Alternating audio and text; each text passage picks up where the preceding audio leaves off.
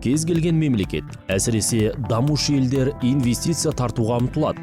Әлемдік тәжірибе көрсеткендей, халықаралық капиталдың келуі экономика үшін тиімді тетік саналады. Бұл өндірістік инфрақұрылымды жаңғыртуға, технологиялар трансфері, маркетинг пен менеджментті жаңарту, сонымен қатар жаһандық экономикалық үдерістерді интеграцияға ықпал ететіні анық. Қазақстанға пандемияға дейін 300 миллиард доллардан астам шетелдік инвестиция құйылған. Осы көрсеткіш экономикадағы шетелдік ақша көлемі бойынша елімізді аймақтағы көшбасшыға айналдырды. Әрине, бұған бір кездейсоқ жеткен жоқпыз. Инвестициялар тек қолайлы жағдай жасалғанда құйылатыны анық.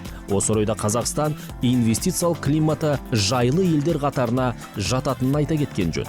Астана халықаралық қаржы орталығындағы сот және халықаралық төрелік орталығы қызмет етуінің өзі инвесторлар үшін маңызды факторлардың бірі болып отыр.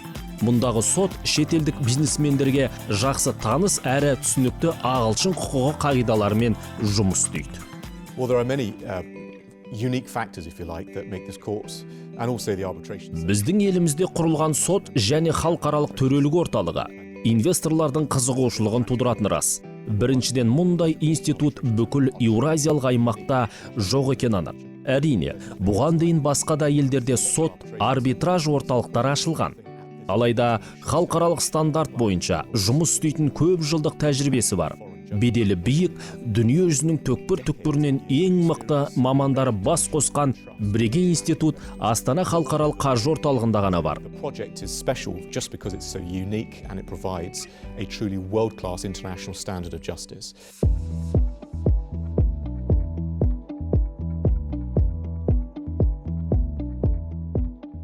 Әрбір адам өзінен ыңғайлы уақытта, тіпті онлайн режимде кез келген мәселені сотта немесе қаржы орталығының арбитражында шешуге мүмкіндігі бар. Сот немесе арбитражды орталыққа жүгінетіндер қаржы орталығының өкілі немесе солардың бірімен бизнес жасаушы болуы міндетті емес. Бастысы тараптар арасындағы келісімшарттарда дау туындайтын жағдайда оны қаржы орталығының сотында немесе арбитражында шешетіндерін көрсетуі тиіс. We believe this court and arbitration center really do now deliver. Әділ әрі бейтарап сот жүйесі ғана қуатты экономика немесе лайықты бизнес климат құрудың негізі. Инвестициялық дауларды шешу бойынша Астана халықаралық қаржы орталығындағы сот және халықаралық төрелік институтының әлеуеті зор. Бұл сенімді қаржылық платформа ұғымының синониміне айналып, шетелдік инвесторлардың Қазақстанға инвестиция құюға деген қызығушылығын арттыруға ықпал етуде.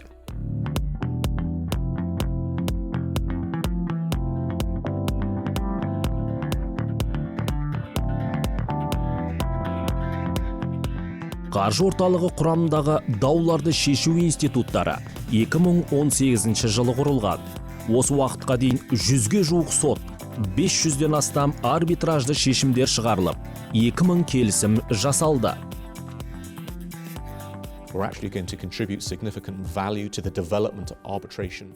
Шын мәнінде, біз төрелік және халықаралық дауларды шешу тәжірибесін Қазақстанда және бүкіл Еуразия аймағында енгізуге ықпал етеміз. Жыл сайын инвесторлар арасында біздің беделіміз артып келеді. Іскерлік сала бойынша белгілі бір мәселелер туындауы әбден мүмкін. Мысалы, келісімшарт, инвестиция құюдағы талаптар, олардың барлығы Астана қаржы орталығындағы сот және халықаралық төрелік орталығы арқылы шешілсе дұрыс болар еді. Бұл ретте Қазақстан халықаралық стандарттарға сай келетін заманауи, кәсіби және тәуелсіз сот жүйесін қалыптастыруға ерекше көңіл бөлетінін атап өткен жөн.